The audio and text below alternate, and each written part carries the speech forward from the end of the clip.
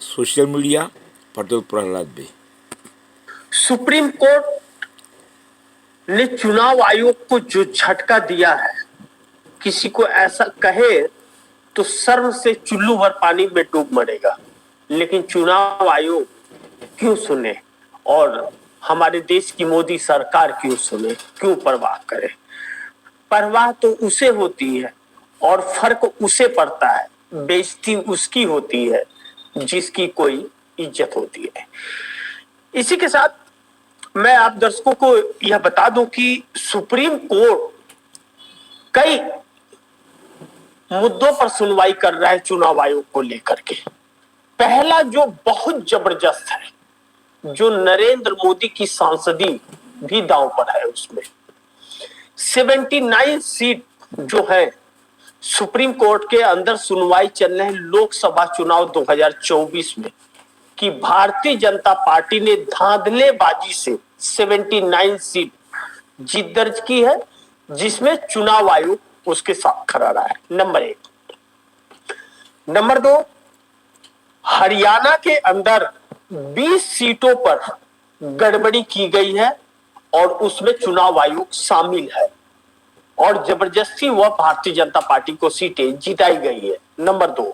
Number 3, Maharashtra को लेकर कि शाम को 6 बजे के बाद 75 लाख वोट कैसे पड़े ईवीएम के अंदर और 45 लाख लोगों के नाम चढ़ाए गए और 30 लाख लोगों के नाम काटे गए।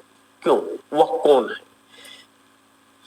इस मुद्दे पर चुनाव आयोग जिस तरह घिरा है बुरी तरह से, और प्रधानमंत्री नरेंद्र मोदी की सांसदी भी जिस तरह से दांव पर लग रही है कि वाराणसी सीट में 4 जून के वक्त जब मतगणना हो रही थी, 4 जून 2024 को, उस वक्त नरेंद्र मोदी वाराणसी में कांग्रेस के अजय राय से 3 से 4 राउंड तक पीछे चल रहे थे, भारी मतों से पीछे चल रहे थे। लेकिन और भी कई जगहों पर भारतीय जनता पार्टी पीछे चल रही थी, तकरीबन 79 to 80 सीट पर पीछे थी। ऐसे वक्त में चुनाव आयोग का सर्वर काम करना बंद कर देता है और तकरीबन 3 से साढ़े तीन घंटा चुनाव आयोग का सर्वर बंद रहता है। उसके बाद 3.5 घंटे के बाद सर्वर काम करना चालू करता है और 79 सीटें भारतीय जनता पार्टी जीत जाती है, जिसमें वाराणसी की नरेंद्र मोदी की लोकसभा सीट भी शामिल थी, प्रधानमंत्री भी उसी में शामिल थे और 1,52,000 मतों से अचानक प्रधानमंत्री जीत जाते हैं। लेकिन बाकी के 78 सीटों पर भी भारतीय जनता पार्टी ही चुनाव जीतती है। अब सवाल यह उठ रहा है कि मतगणना चल रही थी तो चुनाव आयोग का हर वक्त, चाहे हरियाणा का मामला हो, चाहे महाराष्ट्र का मामला हो, चाहे दिल्ली का मामला हो, हर वक्त चुनाव आयोग का सर्वर क्यों ऐसे वक्त में काम करना बंद कर देता है जब भारतीय जनता पार्टी पीछे चलती है, और ऐसे वक्त में क्यों नहीं काम करना बंद करता है जब भारतीय जनता पार्टी आगे चल रही है? दिल्ली के चुनाव में भारतीय जनता पार्टी आगे चल रही थी, सर्वर अच्छा काम किया। हरियाणा में भारतीय जनता पार्टी पीछे चल रही है तो सर्वर काम करना बंद कर दिया। महाराष्ट्र में भारतीय जनता पार्टी पीछे हो रही थी तो सर्वर काम करना बंद कर दिया, आगे निकल गई। और लोकसभा चुनाव में भारतीय जनता पार्टी पीछे चल रही थी तो सर्वर काम करना बंद कर दिया था और भारतीय जनता पार्टी जीत गई। ऐसे में चुनाव आयोग को जवाब देना मुश्किल हो रहा है। लेकिन बात इसके बाद शुरू हुई हरियाणा के चुनाव को लेकर के और महाराष्ट्र के चुनाव को लेकर के। 2024 लोकसभा चुनाव के वक्त जब दूसरे चरण का मतदान हो रहा था, उस वक्त सुप्रीम कोर्ट के बेंच ने एक फैसला दिया कि आप इन हर डाटाओं को सुरक्षित रखेंगे 45 दिनों तक कम से कम। 7 दिनों के अंदर जिसे भी रिकाउंटिंग जिस प्रत्याशी को भी कराना है कि उसके अपनी जीत या हार पर शक है कि उसे इतना नहीं और भी ज्यादा वोट मिला हो, तो वह रिकाउंटिंग के लिए यानी कि वीवीपैट पर्ची और ईवीएम मशीन के मिलान के लिए 7 दिनों के अंदर आपके पास में कंप्लेन कर सकता है और आपको पैसा जमा करेगा, खर्चे उसके, फीस आपकी, और आप काउंटिंग करोगे। सारी मशीनें सब कुछ सुरक्षित रखोगे आप 45 दिनों तक। Looking for IT train. इसके बाद सुप्रीम कोर्ट में और सुनवाई हुई। सुप्रीम कोर्ट में जब सुनवाई हुई और एक एक तथ्य चुनाव आयोग के निकलते गए। पहले चुनाव आयोग क्या कहता था कि ईवीएम के अंदर कोई चिप नहीं है, ईवीएम में कोई इंटरनेट यूज नहीं होता है, कोई ब्लूटूथ यूज नहीं होता है, जबकि हकीकत है कि इंटरनेट और ब्लूटूथ से ही ईवीएम मशीन चलता है। उस हेडिंग में पता चला। तब चुनाव आयोग ने यह कहा कि 6 महीने तक आपको पूरे डाटा को सुरक्षित रखने पड़ेंगे। लैपटॉप जो होता है, जिस लैपटॉप से उसमें प्रोग्राम इंस्टॉल करते हो आप ईवीएम मशीन में, यह सारी बातें भी खुल गई। पहले यह पता किसी को नहीं था कि एक कंट्रोल रूम भी है इसका, जो ईवीएम मशीन को ईवीएम मशीन के अंदर प्रोग्राम इंस्टॉल करता है। किसी को नहीं पता था और चुनाव आयोग छिपाता था। चुनाव आयोग की वेबसाइट में भी नहीं है या उसकी डायरेक्शनरी डिक्शनरी के अंदर भी नहीं है या। सुप्रीम कोर्ट में यह भेद खुला। तो जब सुप्रीम कोर्ट में यह भेद खुला कि लैपटॉप से प्रोग्रामिंग की जाती है, उसमें डाला जाता है और जैसे लैपटॉप को सेट करेंगे वैसे ही उसमें चलेगा, और उधर चल रहा है, इधर चाहे तो कुछ भी कर सकते हैं आप चोरी पकड़िए कि भारतीय जनता पार्टी कहां से चोरी कर रही है। एक लैपटॉप है जो प्रोग्रामिंग कर रहा है, ईवीएम मशीन के अंदर प्रोग्राम डाल रहा है, इंस्टॉल कर रहा है उसमें कि पंजा किसका है, हाथी किसका है, केला किसका है, पतंग किसका है, यह सब सेट करता है और प्रत्याशियों के नाम डालता है। वह जब प्रत्याशियों के नाम वापस लेने का प्रक्रिया समाप्त हो जाता है, उसके बाद वह प्रोग्रामिंग होती है ईवीएम मशीन के अंदर। वह एक व्यक्ति बैठ करके लैपटॉप के जरिए करता है, लैपटॉप के जरिए प्रोग्रामिंग करता है। वह लैपटॉप से चाहे तो कुछ भी कर सकता है उस मशीन के अंदर। ऐसा भी कर सकता है कि आपने बहुजन समाज पार्टी को वोट दिया, आम आदमी पार्टी को वो वोट चला जाएगा, या बहुजन समाज पार्टी को आपने 10 वोट दिया, उसमें से 8 वोट आम आदमी पार्टी को चला जाएगा। ऐसा भी कर सकता है वह उस प्रोग्रामिंग के जरिए। आप कितने बार बटन दबाओगे तो कितना वोट उनको जाएगा, कितना दूसरी जगह ट्रांसफर आएगा, यह सब कुछ उसमें सेट होता है।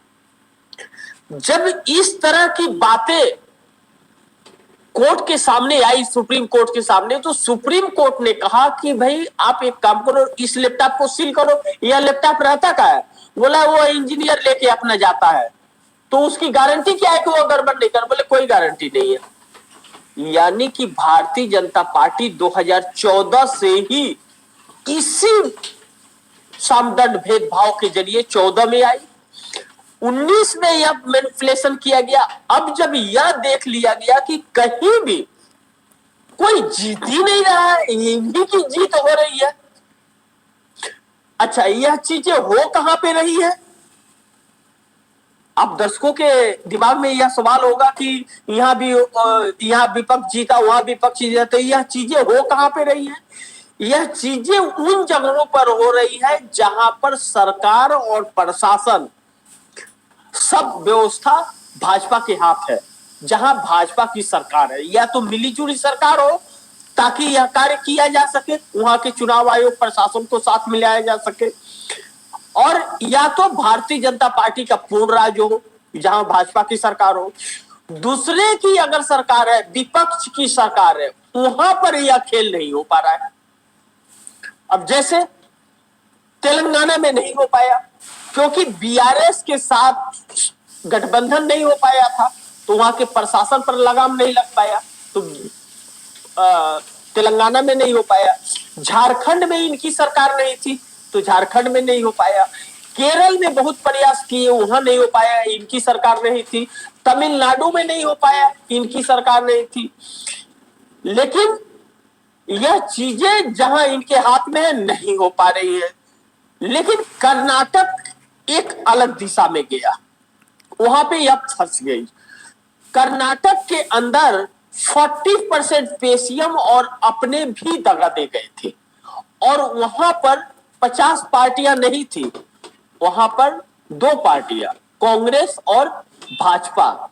लेकिन वहां पर देवी गौड़ा की जेडीएस भी है, तो जेडीएस का वह अस्तित्व नहीं है। जेडीएस बस 2-3 जगहों पर है, वहां पे कुछ चंद सीटों पे है, 2-3 लोकसभा सीट के अंदर जो विधानसभा आते हैं, बस उतने ही अंदर है। इसलिए वहां पर नहीं हो पाया क्योंकि बगावत सड़कों पर था, बगावत सड़कों पर था, अपने भी साथ नहीं थे, तो बात कहां गई। लेकिन महाराष्ट्र के मध्य प्रदेश के अंदर आराम से किया गया। चुनाव आयोग जो छत्तीसगढ़ और राजस्थान में जहां कांग्रेस की सरकार थी, वहां पर प्रशासन के द्वारा और चुनाव आयोग के कुछ मशीनों के द्वारा कराया कि इस नजरिए से भी इसे आप समझिए कि वोटों की गिनती ही ज्यादा कर दी। अब किसी विधानसभा सीट में ईवीएम में पड़ रहे हैं 700 वोट, और उसमें गिनती हुई 1500 वोट। इसीलिए नरेंद्र मिश्रा ने सुप्रीम कोर्ट में पिटीशन डाला था कि देखिए, तकरीबन 80 से 90 लाख वोटों की हेराफेरी या छत्तीसगढ़, मध्य प्रदेश और राजस्थान में करती है, और मध्य प्रदेश के अंदर बहुत बवाल कटा था। अब ऐसे में जब सारे भेद इनके खुल रहे हैं, तो चुनाव आयोग बुरी तरह से फंस गया है। अब चुनाव आयोग ने डाटा जो है वह डिलीट कर दिया। सुप्रीम कोर्ट पूछ रहा है डाटा आपने डिलीट क्यों किया, किसके कहने पे डाटा डिलीट किया? इस बात का जवाब नहीं है। सरकार ने तुरंत कानून क्या बनाया, तो कानून में तब्दीलियां क्या की कि कोई भी चुनाव आयोग से प्रूफ नहीं मांगेगा। क्यों नहीं मांगेगा भाई? चुनाव आयोग का काम है प्रूफ देना। अब चुनाव आयोग से जो यह मांगा जा रहा है कि महाराष्ट्र के अंदर शाम को 6 बजे के बाद आखिर यह 75 लाख वोट जो पड़े हैं वह कैसे पड़े हैं, आप इसका जवाब दीजिए। और यह जवाब नहीं है, और कोर्ट फटकार लगा रहा है, इन्हें जवाब देना पड़ेगा, अन्यथा वहां पर दोबारा चुनाव होंगे। अगर सुप्रीम कोर्ट 79 सीटों का जिस तरह से एडीआर ने पिटीशन डाला है, अगर यह साबित हो गया वहां की हेराफेरियां हुई है, तो 79 सांसदों की सांसदी चली जाएगी। 79 सांसदों की सांसदी चली जाएगी, यानी कि भारतीय जनता पार्टी मात्र 161 सीटें लोकसभा की जीत करके आई है 2024 में, 79 सीटें गड़बड़ी से है, यह समझ लीजिए। और यह सिलसिला लगातार चलता जा रहा है। नरेंद्र मोदी के नाकामयाब होने के बावजूद भी यह संस्थाएं नरेंद्र मोदी को लगातार वोट दे रही है, जो इस देश के लोकतंत्र के साथ खिलवाड़ है। लेकिन कुछ लोगों की अंधभक्ति जो है इन लोगों को इतना बढ़ावा दे रही है कि यह लोग साम दंड भेदभाव से इतना बड़ा अत्याचार कर रहे हैं कि आने वाले वक्त में हम लोगों की लाइफ किसी तरह कट जाएगी। आने वाले जो भविष्य है बच्चे इस देश के, उनके जिंदगी कट पानी बड़ी मुश्किल हो जाएगी। ऐसे में राहुल गांधी जिन राहों पर निकले हुए हैं और जिस तरह से आंदोलित हैं और सवाल खड़े कर रहे हैं सरकार के ऊपर, हालांकि कोई सुनने वाला उनका नहीं है, कोई सुन ही नहीं रहा है और अपने साथ दे नहीं रहे हैं। इंडिया गठबंधन के जो घटक दल है, मैं अपने कार्यक्रमों में जैसा आपको लगातार बताता हूं कि इंडिया गठबंधन के अंदर जो घटक दल है वह खुद मोदी को पीठ पीछे समर्थन कर रहे हैं, लेकिन फिर भी एक उम्मीद, कहते हैं ना, उम्मीद जिंदा रहना चाहिए, और सोच जीत की होनी चाहिए। तो वक्त आता है जो जीत दिलाता है, और कहते हैं कि सच्चाई की जीत जरूर होती है। राहुल गांधी निकले तो उसी राह पर हैं, लेकिन कितना सफल होंगे, कब मिलेगी वह जीत, यह देखना बड़ी दिलचस्प होगा। लेकिन एक चीज है कि अति इस देश की हो गई है, इससे इंकार नहीं किया जा सकता। लेकिन दूसरी तरफ बिहार के अंदर एक अलग खेल और दिलचस्प मोड़ चल रहा है। लालू प्रसाद यादव से पत्रकारों ने जब पूछा कि भारतीय जनता पार्टी कह रही है कि हम बिहार में चुनाव भी जीतेंगे और अपना मुख्यमंत्री भी बनाएंगे, तो लालू प्रसाद यादव कहते हैं कि जब हम बनाने देंगे तभी ना, जब हम लोग सरकार बनाने देंगे तभी तो बनेगी, तो बना करके दिखाए। हम लोग वाला जो शब्द इस्तेमाल किया है लालू प्रसाद यादव ने, यानी कि अपने खुद के लिए नहीं किया। हम लोग का बात कहने का तात्पर्य यह हुआ कि लालू प्रसाद यादव और नीतीश कुमार जब चाहेंगे तभी भारतीय जनता पार्टी की सरकार बनेगी, अन्यथा भारतीय जनता पार्टी खुद की सरकार नहीं बना पाएगी। तो सवाल यह उठता है, क्या नीतीश कुमार नरेंद्र मोदी या एनडीए का साथ छोड़ने वाले हैं? अभी तक जो परिस्थितियां चल रही हैं अलग अलग चल रही है। नीतीश कुमार का कहते हैं कि कुछ पता ही नहीं चलता है, दाया हाथ क्या करता है बाएं हाथ को नहीं पता चलता है। लेकिन यह पता जरूर चल रहा है कि 24 तारीख को नरेंद्र मोदी बिहार जा रहे हैं, और 24 तारीख को अगर नरेंद्र मोदी ने यह ऐलान नहीं किया, आश्वासन नहीं दिया कि अगर गठबंधन जीतेगा तो सीएम आप ही 5 साल रहोगे, तो नीतीश कुमार कुछ बड़ा कर सकते हैं। लेकिन राहुल गांधी बिहार में जाकर के जिस तरह से राहुल गांधी रणनीति बना रहे हैं और जो राजनीतिक समीकरण बदल रहे हैं, वह भी नीतीश कुमार और लालू प्रसाद यादव दोनों को डरा रहे हैं। एक बार यह खबर निकल करके आई कि लालू प्रसाद यादव और नीतीश कुमार में 100 सीटों का बंटवारा हो गया है।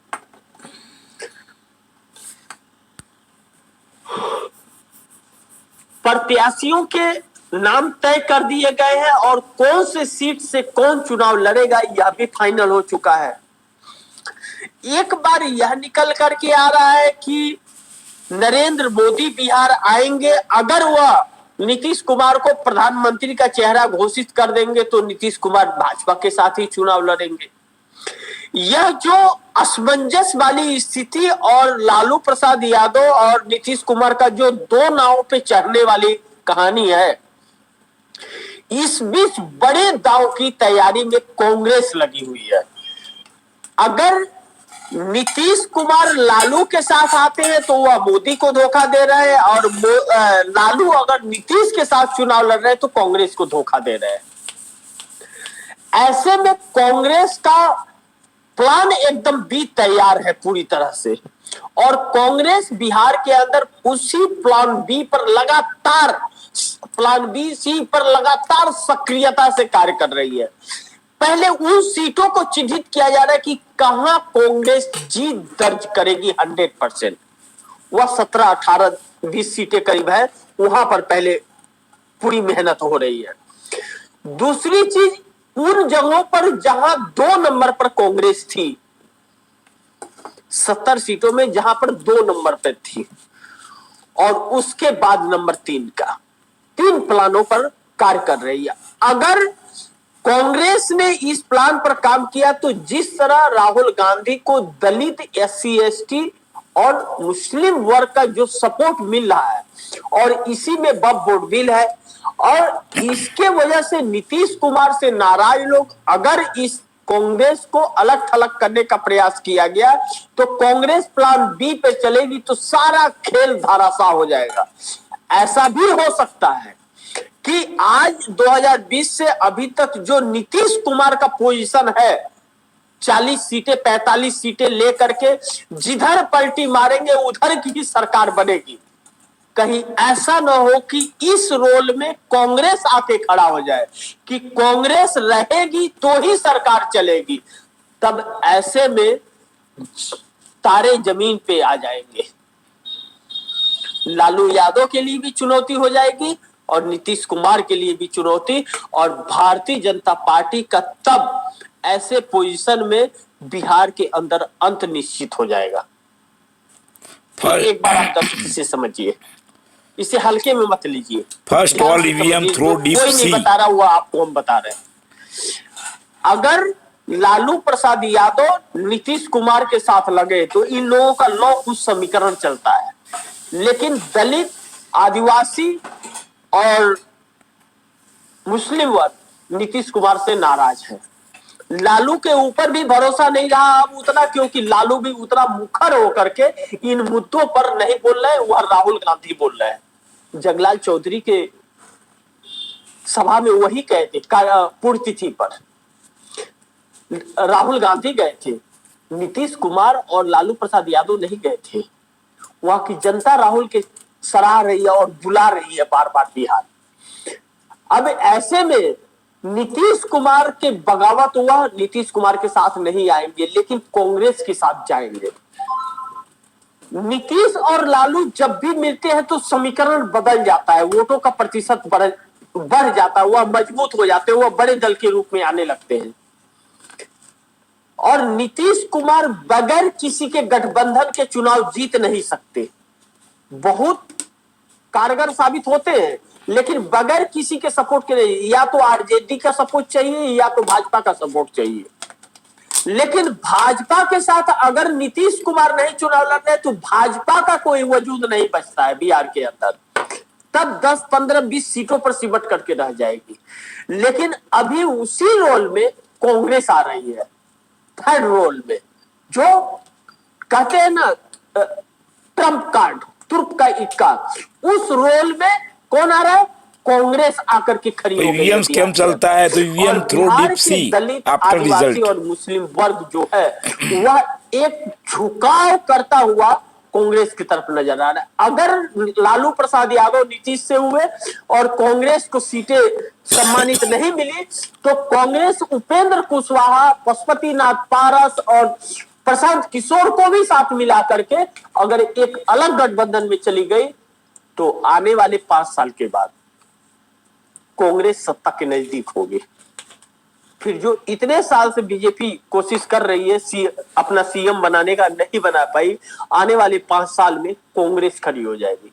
और कांग्रेस खड़ी हो गई तो लालू प्रसाद यादव की राजनीति दम तोड़ देगी। लालू यादव और नीतीश कुमार का दोनों की राजनीति दांव पर लग गई है। कांग्रेस अगर साथ नहीं रखे तो अरविंद केजरीवाल का हाल इन दोनों का भी होगा, और कांग्रेस इसी राह पर आगे बढ़ रही है। इसी के साथ दीजिए इजाजत। और सुप्रीम पर ईवीएम स्कैम से तो क्या हुआ, जीडीपी भी गया और रुपीज भी गौन गया और देश बहुत 100 साल पीछे हो गया, डेप्ट भी बढ़ गया। ईवीएम स्कैम चलता है तो सुप्रीम कोर्ट को ऑर्डर देना चाहिए और ईवीएम थ्रो डीप सी दरिया में फेंक देना चाहिए, आफ्टर डेमोक्रेसी आएगी। लेकिन पिछले 10 साल से वो 142 करोड़ पब्लिक का प्रॉब्लम है और वो चीटिंग चल रहा है। ये मोदी एंड राजीव कुमार शाह उसका बड़ा स्कैम चल रहा है। तो क्या सुप्रीम कोर्ट को उसको ऑर्डर करना, एक्शन लेना चाहिए। वो डेमोक्रेसी चली जाए तो ये को अच्छी बात नहीं है। देश तो अब चला जा, देश को तो बहुत लॉस हुआ है, देश तो पीछे चल रहा है। यह बात है तो उसका डिसीजन लेना चाहिए। क्या करता है सुप्रीम कोर्ट देश के लिए? Thank you very much.